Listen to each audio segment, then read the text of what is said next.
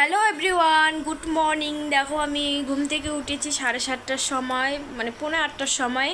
তো আমার কাজ বাজ করা কমপ্লিট, তারপর স্নান টান করে নিয়েছি, মাথায় শ্যাম্পু করে। তো আমার মেয়ে দেখো এখন ব্রাশ করছে। এখন উঠলো বাপ মেয়ে মিলে, এখন বাজে ঘড়িতে বাজে 9টা। তো এখন ওইদিকে দেখতে পাচ্ছ আমার বিছনা টিছনা তোলা হয়নি। তো এখন তুলবো, মেয়েকে পরিষ্কার করাবো, জামা টামা চেঞ্জ করে দেবো। মাম্মা হাই করে দাও।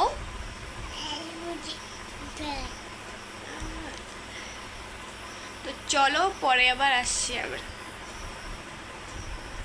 তারপরে এদিকে ভাবলাম বড়মশাই তো এদিকে ফ্রেশ হতে চলে গেছে, তো আমি এদিকে ততক্ষণে বিছনাটা তুলি, ও আসলে পরে চাটা বানিয়ে দেবো। ও এখন যদি চাটা বানাই, ও আস্তে আস্তে একটু ফ্রেশ হতে ওর দেরি হয়ে যায়, মানে কি বলবো, ও মানে তাড়াতাড়ি করতে পারে না। তাই ভাবলাম চাটা তো ঠান্ডা হয়ে যাবে, আমার দুবার তাহলে গরম করতে লাগবে। তার জন্য আমি আর কিন্তু চাটা বানাইনি। এদিকে চলে আসলাম বিছনাটা তুলে, বিছনাটা পরিষ্কার করে ঘরটা ঝাড় দিয়ে মেয়েকে পরিষ্কার করে, মেয়েকে জামা কাপড় পরিয়ে দিয়ে ক্রিম ট্রিম মেখে দিয়ে তারপরে কিন্তু যাবো আমি রান্নাঘরে বড়মশাইয়ের জন্য চা করতে। তারপরে দেখতে পাচ্ছি ফ্রিজের উপরে 2টা থালার মধ্যে কিন্তু আমি সে আমসত্ত্ব বানিয়ে দিয়েছি। আগের দিনটা তোমাদেরকে দেখাইছি, সেই আমসত্ত্ব আর কিন্তু হয়নি বৃষ্টির কারণে। যেদিন মানে বানিয়ে দিয়েছি সেদিন ভীষণ রৌদ্র ছিল, তারপরের দিন থেকে আমসত্ত্ব আমার দিকে আকাশটা এমন মেঘলা করেছে, আমার আমসত্ত্ব একদম ফালিয়ে দিতে হয়েছে। তো কি আর করব, 10 টাকা আমার খরচা হয়ে গেছে, তো কিছু করার নেই। ওইদিকে আমার গ্যাসটাও খরচা হয়ে গেছে, সময়ও নষ্ট হয়ে গেছে। কি আর বলবো, ভগবানটা আমাকে বলছে এগুলো বানাইস, তবুও আমি জোর করে বানিয়ে দিয়েছি, কিছু করার নেই, যা কি হবে আর। আমার এদিকে সুন্দর করে বিছনা তোলা কমপ্লিট। এবার চলো ঘরটা পরিষ্কার করে ঝাঁট দিয়ে নেই, কোথায় কী কী আছে নোংরা নোংরা আবর্জন, তো ওগুলো বের করে নিচ্ছি খাটের তল থেকে, আলনার নিচ থেকে। তারপরে এদিকে জামা কাপড়ের একদম ঢিপ হয়ে আছে, তো এদিকে জামা কাপড়টাও হাতে হাতে পরিষ্কার করে নেব। দেখো এদিকে ঝুড়ির মধ্যে ভরিয়ে রাখলাম জামা কাপড়, আমার এদিকে বড় চলে এসেছে। তো এদিকে আমি চাটাও বসে দিয়েছি। আমার মেয়ের আওয়াজ শুনছে, মেয়ের গলায় ও শুনলে গান। আর কালকে যে আমি পায়েস করেছি, তা একটু এখান থেকে দুধ আমি রেখে দিয়েছি। ভাবলাম যে সকালবেলা যদি আমি চা না খাই, তাহলে আমার সারাদিন মাথা ব্যথা করবে, কাজ করতে ভালো লাগবে না, কোনো কিছু করতে ভালো লাগবে না। তাই ওখানকার একটু দুধ আমি রেখে দিয়েছি, ওটা দিয়ে এখন চা করব। তো দেখো চাটা কেমন হয়, জাস্ট ওয়াও হবে। কারণ নিজের গায়ের দুধ, তারপরে মানুষের গায়ের দুধ অনেকটাই আলাদা। তো আর নিজের গায়ের দুধ কি সুন্দর দেখো, সর বেঁধে থাকে একদম। আর মানুষের দুধ যদি কিনে নিয়ে আসি, জাল দিতে দিতে দুধেই শেষ হয়ে যায়, তবুও মনে হয় সর পড়ছে না। তো দেখো এদিকে চাটা কত সুন্দর হয়েছে। আগে বাড়িতে যখন মেয়ে ছিলাম, তখন তো আমাদের আবার 2-3টা গরু ছিল, 2-3টা গরুর দুধ হতো। তো কোনো দিন করে যদি সর না দিত না মা, তাহলে আমরা চাই খেতাম না 3 বোনে। আর এখন তো সর দূরের কথা, এখন মানে কেনা দুধ দিয়ে চা খেতে হয় একদম। আর এই চা খাওয়া অভ্যেসটা না আমার মেয়েবেলাকার। কারণ নিজের বাড়িতে দুধ ছিল সবসময়, মা সবসময় তো না আমাদের 2 টাইম চা দিত, সকালে আর বিকালবেলা চা দিত। তো আমাদের ওটা অভ্যাস হয়ে গেছে। যখন নতুন নতুন এখানে বিয়ে হয়ে আসছি, তখন দুবেলা চা পাইনি, মানে খুবই কষ্ট করেছিলাম।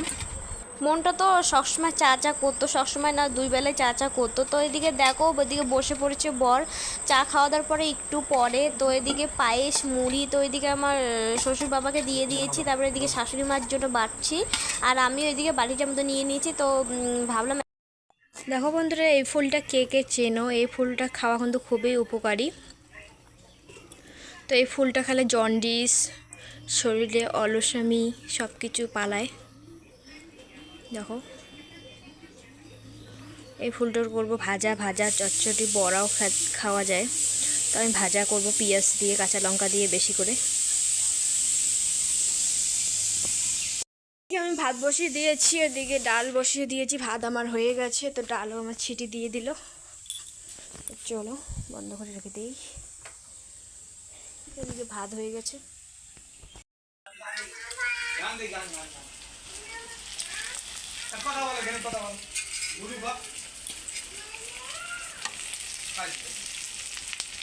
তো ওদিকে মাছের ডিম ভাজা হয়ে গেছে, তো বর বলছে আনো 2টা খেয়ে নেই। তো দেখো ওদিকে বরকে 2টা দিলাম, মেয়ে একটা বড় একটা খেয়ে নেবে, তারপর ওদিকে আমিও একটা নিয়ে নিলাম। দেখো বন্ধুরা, হঠাৎ করে এদিকে বৃষ্টি চলে আসলো, ভুট্টা মুট্টা সব ভিজে গেছে।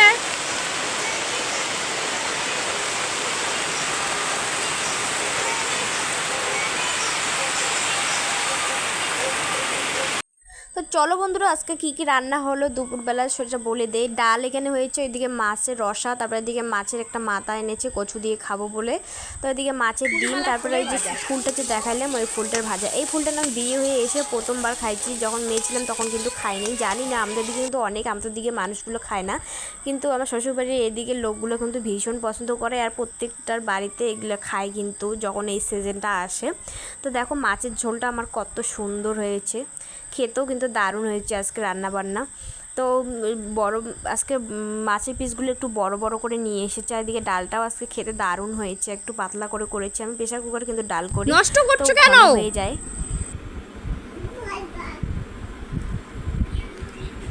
মাম্মা নিয়ে আসো তো, আমি খাই, আনো আনো, আমি খাবো, দাও দাও আমাকে দাও, নষ্ট করো না, আনো। ছি ছি ছি ছি, বাবা মার দেবে কিন্তু। তো খাওয়া দাওয়া করে ওদিকে একটু বড় রেস্ট করে তারপরে এদিকে গেছে একটু দরকারে, তারপরে দেখো ওইদিকে মেয়ের জন্য নিয়ে এসছে ম্যাঙ্গো জুস, তো মেয়ে তো খাই না, শুধু নষ্ট করে, তো দেখো আজকেও নষ্ট করছে, একদম ফেলে দিচ্ছে টিপে টিপে। এদিকে রাত্রি বাজে 8টা মতো, এদিকে আমার বরের মাথায় ভূত চেপেছে, ও বলছে এখন আমি খাবো আম মাখা। তো দেখো এদিকে আম মেখে নিয়েছে, তো ওর হাতের আম মাখা বলো যে কোনো কিছু মাখা বলো কিন্তু খুবই টেস্টি করে মাখায়, তার জন্য আমি মিস করতে চাই না, তো আমিও 2 চাকরির মতো খেয়ে নিলাম এদিকে।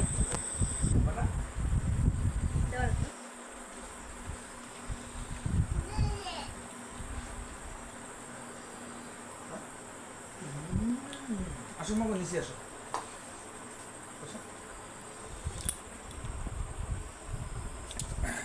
বসো তো।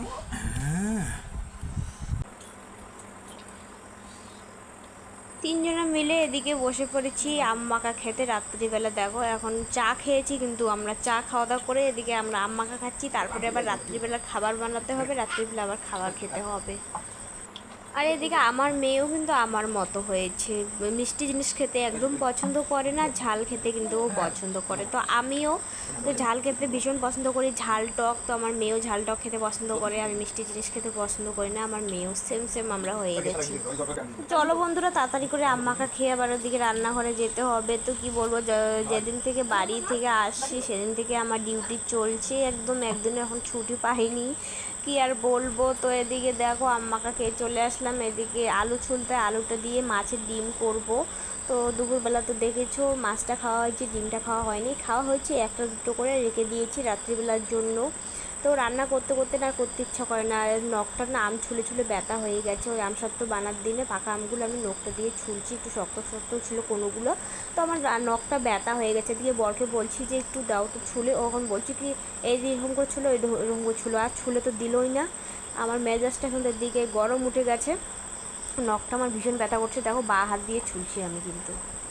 ও কিন্তু একদম মোবাইল দেখা যদি একবার শুরু করে, ও আর আমার কোনো কথাই শোনে না, মোবাইল দেখার আগে কী কাজ করতে বলবা করে দেবে তোমাকে। আর মেয়ে ওদিকে বিছনার মধ্যে ঘুমাচ্ছে, ওইদিকে হেডফোন লাগিয়ে সুন্দর করে পাকার মধ্যে শুয়ে এদিকে মোবাইল দেখছে।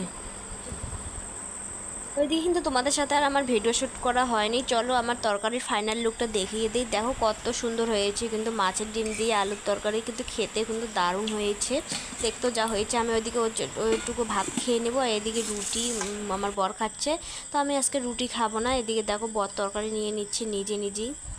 তো চলো খাওয়া দাওয়া করে আসছি আবার তোমাদের সাথে। তো চলো বন্ধুরা, আজকের ভিডিওটা এই পর্যন্ত, ভালো লাগলে লাইক কমেন্ট সাবস্ক্রাইব করে আমার পাশে থাকবে, নতুন নতুন ভিডিও পেতে হলে কিন্তু সাবস্ক্রাইব করবে, আর অল নোটিফিকেশনটা অন